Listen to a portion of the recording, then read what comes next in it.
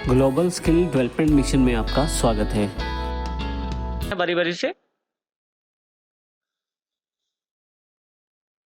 हमारे इंस्टीट्यूट में कुछ ट्रेनर भी हैं जो बच्चों को या स्टूडेंट्स को ट्रेनिंग देते हैं। इसके लिए मैंने एक अलग से ट्रेनर टेबल बनाया है जिसमें ट्रेनर से रिलेटेड इंफॉर्मेशन को रखा जाएगा। इसमें सबसे पहली फील्ड है ट्रेनर आईडी, जिसमें उन ट्रेनर्स का आईडी नंबर स्टोर किया जाएगा जो कि ऑटो नंबर है, जैसे हमारे पास स्टूडेंट्स में अवेलेबल था। इसी तरह से दूसरी जो फील्ड है वो है ट्रेनर के नाम से related trainer name. T name मैंने इसका नाम रखा है क्योंकि आपको पहले से पता है कि जो नेम वर्ड है आप उसका यूज नेम फील्ड के लिए नहीं कर सकते क्योंकि पहले से रिजर्व वर्ड है, तो इसलिए मैंने इसका नाम टी नेम रख दिया है। आप इसकी जगह फर्स्ट नेम लास्ट नेम भी प्रयोग कर सकते हैं। इसकी जो डेटा टाइप है वो भी टेक्स्ट अवेलेबल है। इसके बाद हमारे पास तीसरा जो फील्ड अवेलेबल है वो एड्रेस के रूप में, इसकी डेटा टाइप भी टेक्स्ट है, सिटी की भी टेक्स्ट है और स्टेट की भी टेक्स्ट है, बिल्कुल वैसे ही जैसे स्टूडेंट टेबल के अंतर्गत थी। यहाँ हमारे पास डेट ऑफ ज्वाइनिंग दी गई है, वो डेट जिस डेट के अंतर्गत हमारे पास उस ट्रेनर ने ज्वाइनिंग की थी। इसकी जो डेटा टाइप है वो डेट एंड टाइम है। हमारे पास वो डेट भी है जब उसने हमारा इंस्टीट्यूट छोड़ा, तो उसके लिए डेट ऑफ लिविंग का अलग से कॉलम अवेलेबल है, अलग से फील्ड अवेलेबल है। उसके अंतर्गत भी जो डेटा टाइप है वो भी डेट एंड टाइम है। उसकी सैलरी से रिलेटेड इंफॉर्मेशन यहाँ है जिसकी डेटा टाइप नंबर है, क्योंकि हो सकता है मैं इस पे कुछ कैलकुलेशन करना चाहूं। और उसके पश्चात कॉन्टेक्ट है, अब इसको नंबर या टेक्स्ट किसी में भी रख सकते हैं क्योंकि इस पे किसी भी प्रकार की कोई भी कैलकुलेशन मुझे नहीं चाहिए, तो इसको मैं टेक्स्ट में कन्वर्ट कर लेता हूं। और लास्ट में फोटो के रूप में एक फील्ड अवेलेबल है जहां पे हमारे पास अटैचमेंट्स के रूप में उस ट्रेनर की फोटो अवेलेबल रहेगी। इसके लिए इस फील्ड की जो डेटा टाइप है वो अटैचमेंट है, जिसमें आप किसी भी फाइल को यहाँ पे जोड़ सकते हैं। नेक्स्ट टेबल बनाने के लिए हम क्रिएट टैब पे क्लिक करते हैं।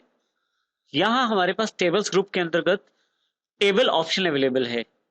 जैसे ही मैं यहाँ क्लिक करता हूँ मेरे पास यहाँ नेविगेशन पेन में देखिए टेबल 1 के नाम से एक और टेबल अवेलेबल हो गया है। और यहाँ पे दूसरी टैब के रूप में टेबल 1 बिल्कुल उसी स्थिति में अवेलेबल हो गया है जैसे हमारे पास डेटाबेस खोलते वक्त हुआ था, जहां से हमने अपना टेबल बनाया है।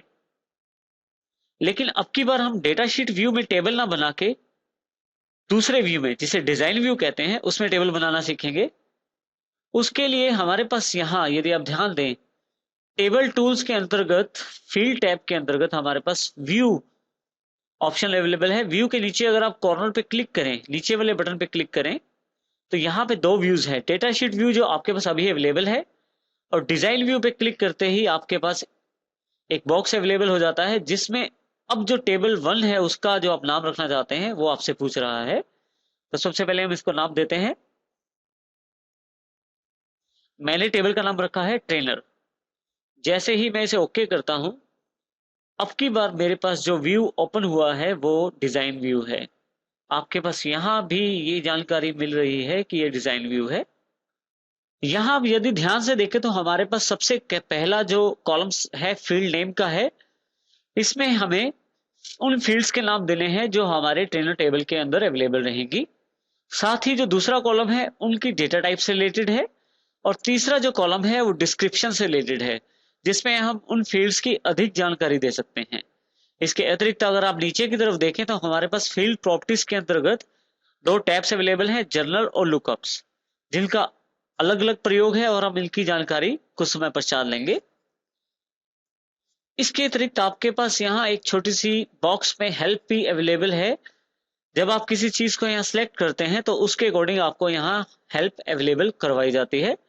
देखिए जब मैं फॉर्मेट पे क्लिक करता हूँ तो यहाँ उसकी जानकारी फॉर्मेट से रिलेटेड दी जाती है। कैप्शन पे क्लिक करता हूँ तो कैप्शन से रिलेटेड कुछ जानकारी अवेलेबल हो जाती है। इसी तरह से ऊपर फील्ड नेम में क्लिक करता हूँ तो मेरे पास फील्ड नेम की जानकारी उपलब्ध हो जाती है, जिसमें जानकारी दी गई है कि फील्ड नेम जो है 64 कैरेक्टर लंबा हो सकता है, जिसमें स्पेसेस भी शामिल रहते हैं। अधिक जानकारी के लिए यहाँ हम F1 भी प्रेस कर सकते हैं। इस तरह से हमारे पास डिजाइन व्यू के अंतर्गत ये पूरी जानकारी उपलब्ध हो गई है। यहां से मैं उन फील्ड्स को बनाना शुरू करता हूं जो मेरे ट्रेनर टेबल के अंतर्गत अवेलेबल हैं। जैसे कि आईडी फील्ड जो इसने पहले ही अवेलेबल करवा दी है हमें, और उसकी डेटा टाइप देखिए अब यहाँ ऑटो नंबर पहले से ही सिलेक्टेड है। यहाँ अगर मैं चाहूं तो उस फील्ड के बारे में कुछ डिस्क्रिप्शन टाइप कर सकता हूं, जैसे कि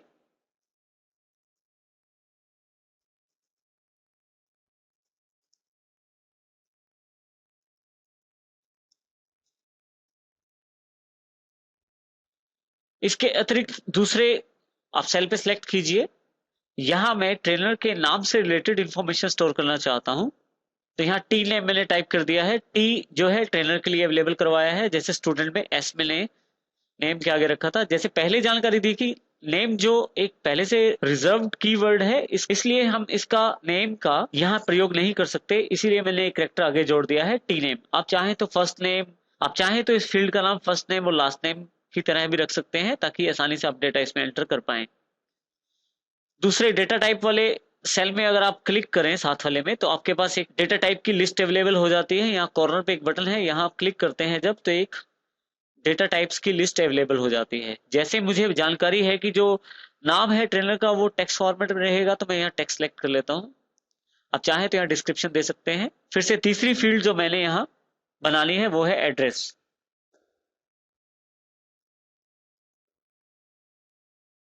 क्योंकि मेरे पास जो एड्रेस है वो भी टेक्स्ट फॉर्मेट में रहेगा, तो यहाँ मैं टेक्स्ट सेलेक्ट कर लेता हूँ। अगला मेरे पास जो फील्ड नेम है वो है सिटी। सिटी भी मुझे टेक्स्ट फॉर्मेट में चाहिए।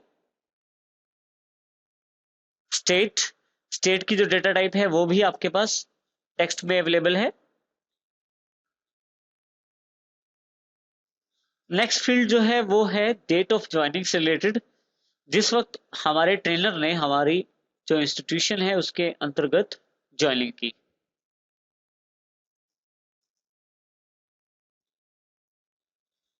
क्योंकि मुझे यहाँ डेट स्टोर करनी है, तो अब की बार यहाँ पे मैं डेट टाइम का डेटा टाइप फॉर्मेट ले लेता हूं।